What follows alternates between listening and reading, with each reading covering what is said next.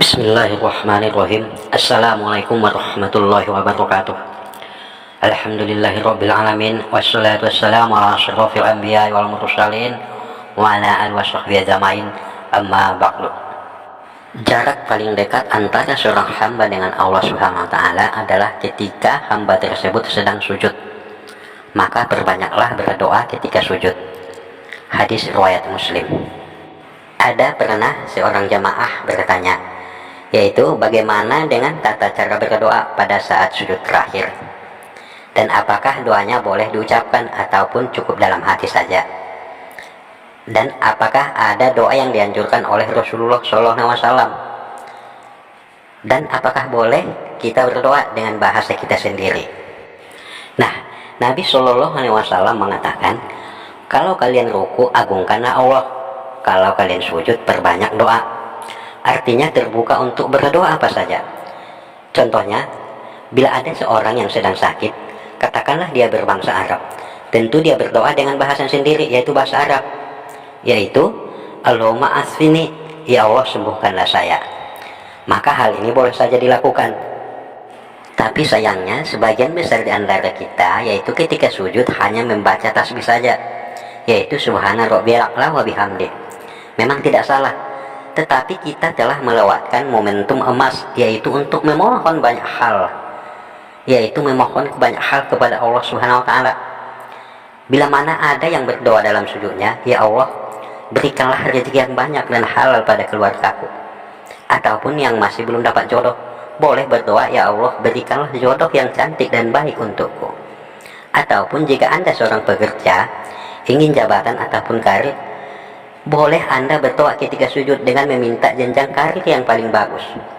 Ataupun Anda ketika itu ataupun ketika saat ini banyak hutang, boleh Anda berdoa, ya Allah bayarlah hutang saya.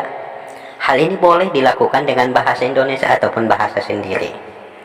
Tetapi ketika berdoa dalam sujud, cukup di dalam hati saja. Dan berdoa yaitu setelah membaca bacaan ketika sujud, yaitu subhana rabbil a'la wa bihamdi. Setelah itu baru Anda berdoa. Ingat, ketika berdoa di dalam sujud, mintalah yang paling dasar dan yang paling istimewa, jangan yang biasa, baik itu untuk kehidupan dunia maupun untuk akhirat. Untuk akhirat mintalah surga yang paling tinggi, sebab dalam sujud kita sangat dekat dengan Allah, dan doa kita ketika sujud sangat mustajab. Nah, banyak anggapan bahwa ketika berdoa dalam sujud itu hanya dalam sujud terakhir saja. Ini adalah sebuah anggapan yang sangat keliru, sebab semua sujud dalam sholat boleh berdoa sesuai dengan tuntunan hadis yang tadi, yaitu seorang hamba dekat dengan Rabb-nya yaitu pada ketika ia bersujud. Hadis ini menunjukkan adanya anjuran untuk memperbanyak doa, yaitu dalam sujud. Namun tidak ada anjuran hanya untuk saat sujud terakhir saja. Oleh karena itu, berdoa dapat dilakukan pada kapan saja, yaitu setiap sujud dalam melakukan sholat. Juga ada dalam satu riwayat disebutkan bahwa dalam Musnad Ahmad dari hadis Aisyah bahwasanya Nabi SAW berdoa pada suatu malam, yaitu dalam sujudnya. Nah, maka dari riwayat di atas bisa disimpulkan bahwa Nabi berdoa ketika sujudnya. Hal ini berarti semua dalam sujud sholat boleh berdoa, bukan sujud terakhir saja. Doa yang dipakai Nabi itu berbeda-beda. Maka ini menunjukkan bahwa kita boleh berdoa dengan doa apa saja asalkan sesuai dengan ajaran Islam.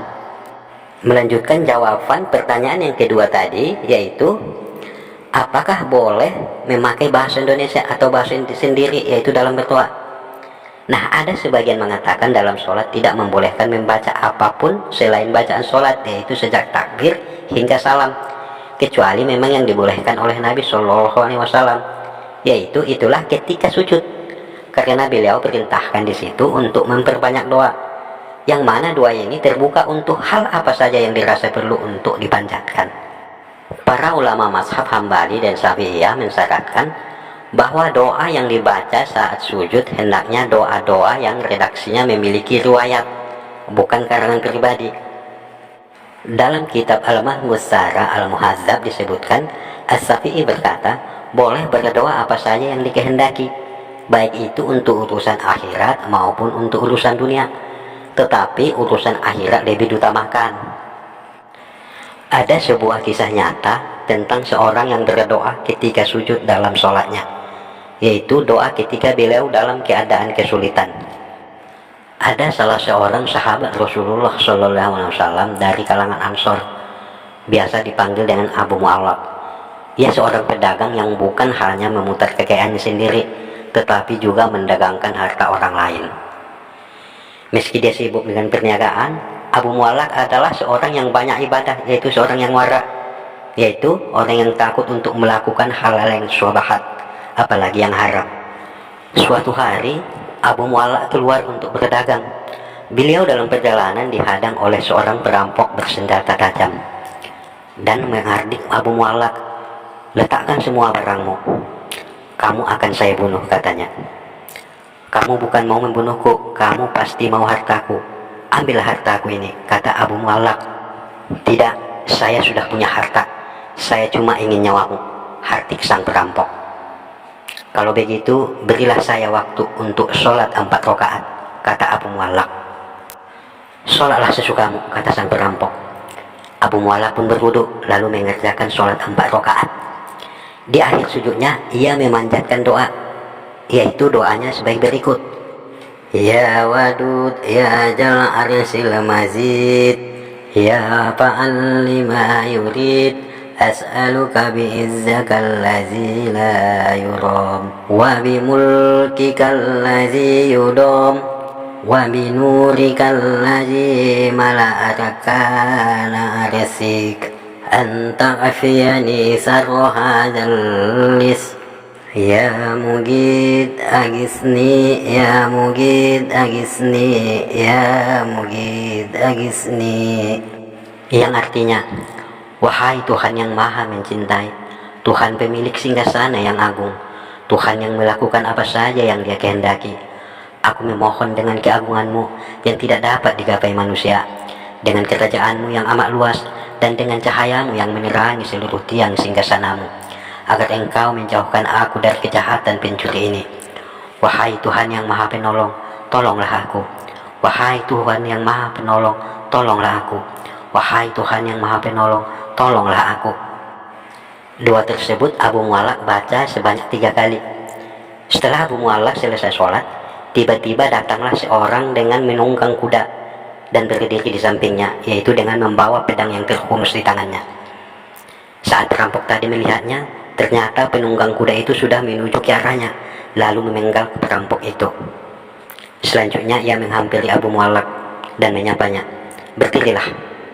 Siapakah Anda? Hari ini Allah telah menolongku dengan perantaramu," tanya Abu Mu'allaq. "Aku adalah malaikat penghuni langit keempat. Ketika engkau berdoa yang pertama, aku mendengar, yaitu langit bergemuruh. Kemudian ketika engkau berdoa yang kedua, aku mendengar, yaitu para penghuni langit ribut.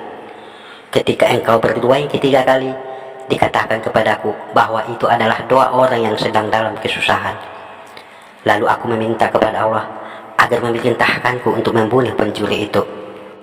Itulah salah satu kisah mustajabnya doa, yaitu doa ketika sujud. Anas radhiyallahu anhu berkata, barang siapa berwudu lalu melakukan sholat 4 rakaat, kemudian dia berdoa dengan doa ini, maka doanya akan dikabulkan, baik dia dalam keadaan kesulitan maupun tidak. Selanjutnya menjawab pertanyaan tadi, yaitu adakah doa yang dianjurkan Rasulullah, yaitu ketika bersujud. Jawabannya ada, yaitu "Allahumma inni a'udzubika min azabi jahannam, wa min azabil qabri, wa min fitnatil mahya wal mamati, wa min syarri fitnatil masiihid dajjal." Yang artinya, "Ya Allah, sesungguhnya aku berlindung kepadamu dari siksaan kubur, siksa neraka jahanam, fitnah kehidupan dan setelah mati, serta dari kejahatan fitnah al-Masih Dajjal." Nah, kenapa Rasulullah menganjurkan doa itu? Sebab satu, yaitu untuk berlindung dari azab neraka jahanam. Neraka jahanam merupakan tempat di akhirat yang paling buruk penyiksaannya. Rasulullah mengungkapkan bahwa neraka jahanam memiliki panas, yaitu 70 kali lipat dari api dunia. Yang kedua, yaitu untuk berlindung dari azab kubur. Azab kubur merupakan kehidupan akhirat yang pertama kali akan dijalani oleh seorang yang telah meninggal. Azab kubur adalah penentuan bagi seorang hamba. Jika ia selamat di dalam kuburnya, maka ia akan lebih selamat lagi di alam akhirat nanti. Yang ketiga yaitu untuk berlindung dari fitnah kehidupan dunia dan fitnah kematian. Begitu banyak fitnah atau cobaan dan ujian di dunia ini, seperti syubhat dan syahwat. Setiap manusia pasti menghadapi ujian ini, dan tak jarang dari kita yaitu ikut tersesat. Fitnah kematian itu tak kalah besarnya. Banyak rintangan yang akan kita hadapi di akhirat kelak, yaitu seperti azab kubur, mayat ditanya oleh malaikat Munkar dan Nakir, serta semua pertanyaan dan ancaman siksa di kuburan. Yang keempat yaitu berlindung dari fitnah Dajjal. Dajjal adalah merupakan fitnah terbesar umat ini, yaitu di akhir zaman, sehingga para nabi selalu mewanti-wanti umatnya dari fitnah Dajjal. Begitu pula dengan Rasulullah, yaitu dalam sebuah hadisnya disebutkan, tidak ada satupun makhluk sejak Adam diciptakan hingga terjadinya kiamat yang fitnahnya ataupun cobaannya lebih besar dari Dajjal. Hadis riwayat Muslim. Nah, itulah betapa dahsyatnya doa ketika sujud. Maka mulai saat ini lakukanlah, yaitu berdoa ketika sujud dalam sholat. Semoga bermanfaat. Wabillahi taufiq wal hidayah. Wassalamualaikum warahmatullahi wabarakatuh.